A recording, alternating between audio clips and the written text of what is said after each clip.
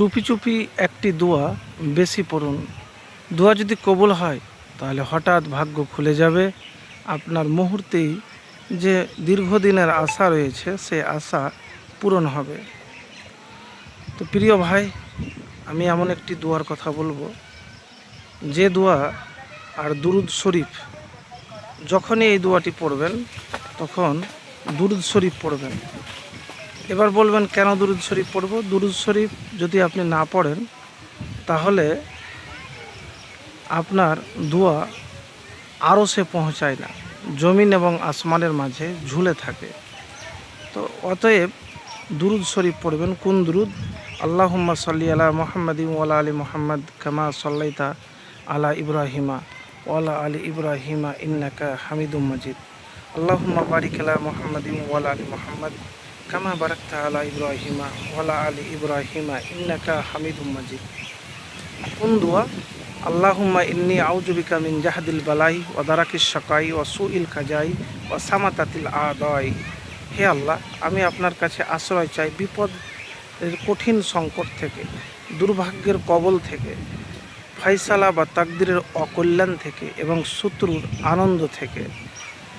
দুয়ার তাৎপর্য, জাহাদিল বালা মানে এমন কঠিন বিপদ যা পরীক্ষা, যা মানুষের সহ্য করার ক্ষমতার বাইরে বা যা সামলানো অত্যন্ত কষ্টকর।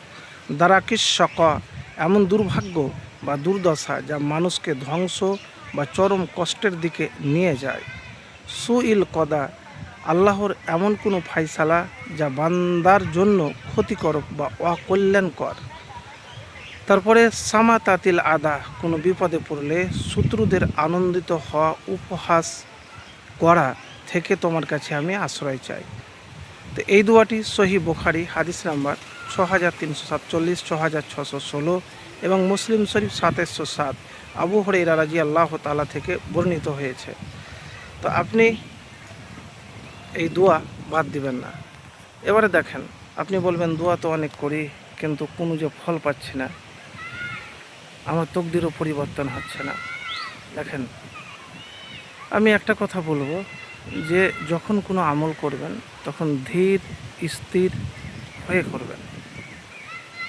মানে আপনি যে আমলটা করছেন তো নিয়মিত করবেন, আর প্রচেষ্টা আপনাকে থাকতে হবে। দোয়া করলেও তো আপনাকে পরিশ্রম করতে হবে, দোয়াতে তো মেহনত আছে। আর দোয়া যখন করবেন তখন পাক পবিত্র হয়ে করবেন, সেটা সব দিক থেকে আপনাকে করতে হবে। আপনার রোজগার, আপনার কথা, আপনার হৃদয় সব জনে পাক পবিত্র হয়।